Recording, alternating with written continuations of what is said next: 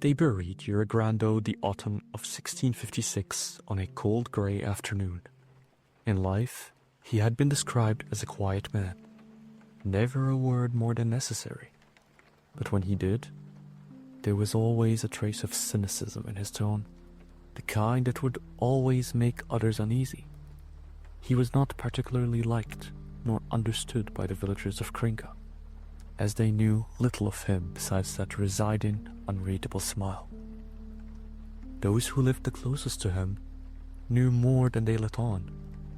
He was not kind to his wife, that much was certain. Some spoke of harsh words behind closed doors, of an ominous presence in the home that felt more like a weight than a companion.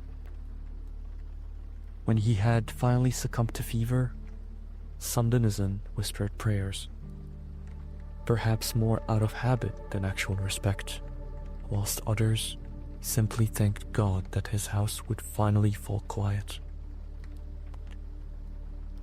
But death did not quiet Jure Grando. For only a couple days after Father Giorgio had performed the burial, whispers of strange happenings began circulating throughout the village of Grando. A strange shadow, akin to a slender man, had been standing in the fields, unmoving against the swaying grain. A villager claimed a strange figure was looking at him, but as he moved closer to investigate, it utterly vanished without any trace. Another villager claimed they saw something even more chilling. A man wandering the village in the dead of the night, a dead sheep slung over one shoulder and a black cat on the other. Then came the knocks, always in the middle of a silent night.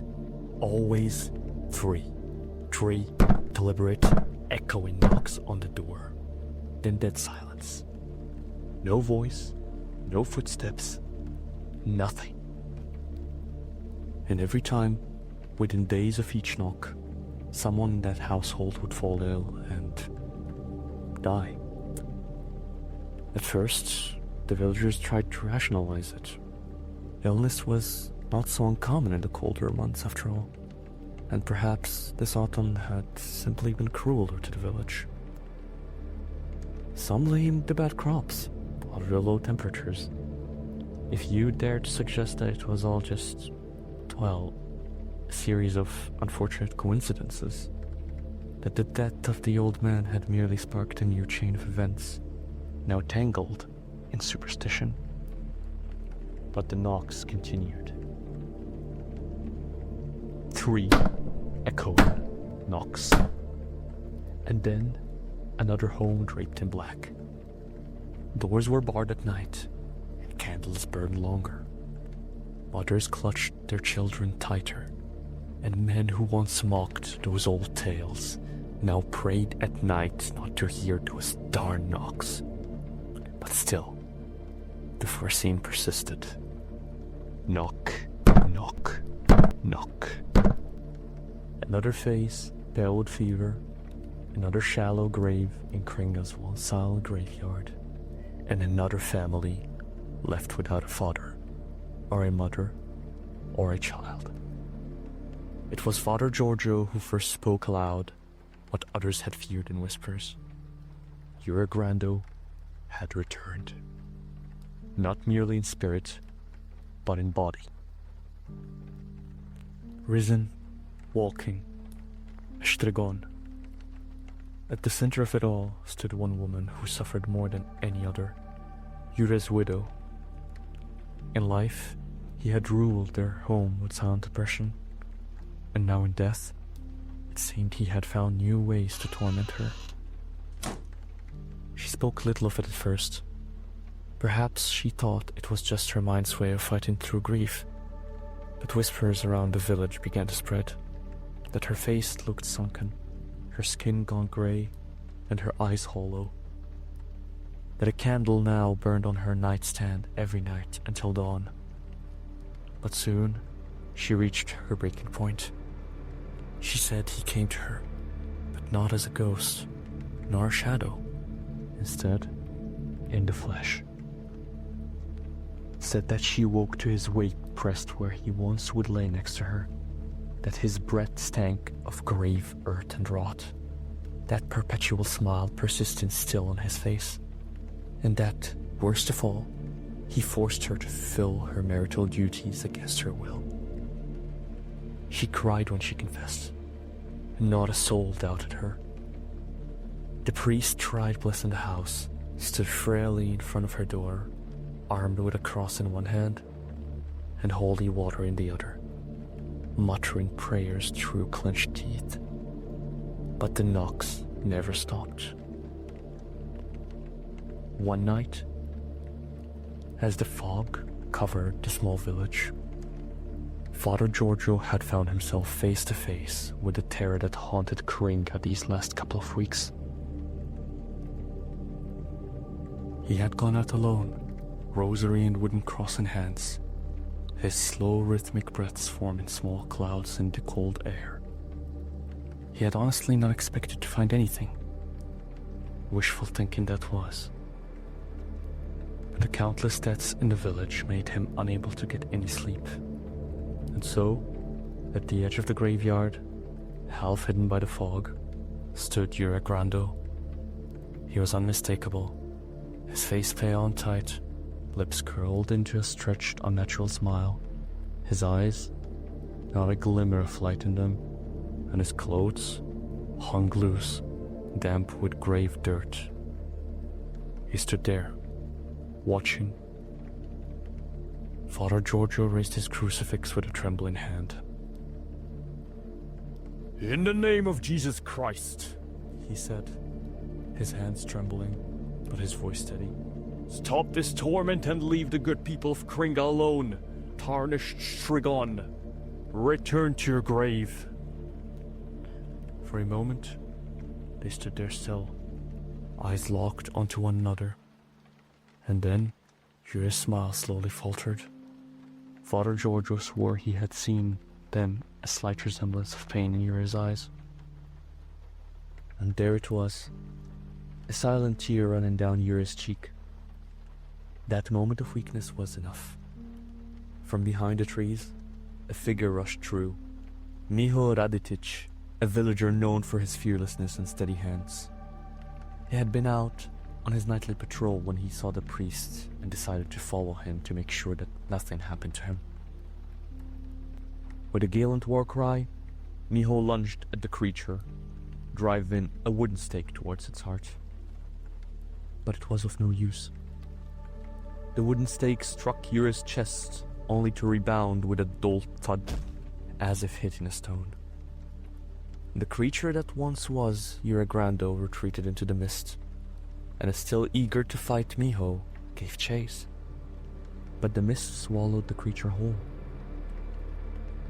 After that night, no one in Kringa dared to doubt what or who haunted their village.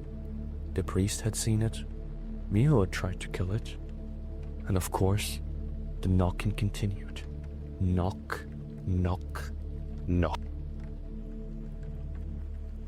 The air grew colder, and the nights felt longer. A deadly silence settled over Kringa, the kind that presses up against your chest like a heavy weight. It seemed that the animals could also sense it, maybe even more than the villagers. Dogs refused leaving their thresholds, chickens wouldn't roost, cows went dry. And so it continued, for 16 years. 16 years of doors nailed shut past sunset. 16 years of sudden sickness and new graves. 16 years of nights full of mothers praying and fathers sitting with axes in their hands beside the bed. And then, enough was enough.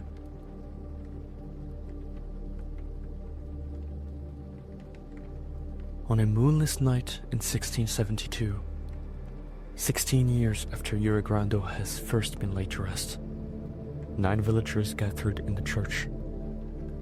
Father Giorgio, his hair greyish from what he had witnessed these past 16 years. Miho Raditic, now mayor of the village, took charge. He gathered 9 of the bravest in the village, to finally face the one that has tormented them for over a decade and a half. They were not soldiers, but merely farmers, craftsmen, and most importantly, fathers. Men who spent night after night in fear, now armed with crosses, torches, and wooden weapons that they've crafted in preparation for this day. They made their way through the rows of the graveyard, where the fog clung low over the headstones. At last, they reached the grave. And so, they dug. The soil was hard and cold, almost as if the earth itself was telling them to stop. And then, the shovel struck wood, and everyone abruptly stopped. The men gave a concerned look at each other. Mio, at the center of them all, took one last deep breath before opening the coffin. Jure Grando laid there, but he did not look dead. His body was intact, seemingly untouched by the natural flow of time. His cheeks still held their color, and his lips curved in the same familiar smile with his eyes shut. Mio moved first. He raised the wooden stake high and drove it down with his whole strength. But as foreseen, it merely bounced back off Jure's chest. A sudden muffled gasp broke the silence, and naturally, panic ignited within the group. The Stepan Milasic, a broad-shouldered woodcutter, stepped forward with his trusty axe. He neither prayed nor uttered. With one swift motion, he swung the axe down, severing right off Jure Grando's head from his body. What followed was a scream unlike anything heard in Coringa before or since. Thick, guttural, simply inhuman. It rose from the coffin, moving through the trees until it dissolved, echoing into the wind. As the cry faded, blood poured from the severed neck in a torrent, dark and unnatural, seeping back into the earth as if the soil itself was reclaiming the blood of his many victims. Then came the long-awaited silence. True quietness. The kind that this blasted village had not known in years. That night, for the first time in over a decade, no one heard the knocks. No one fell ill. No one died.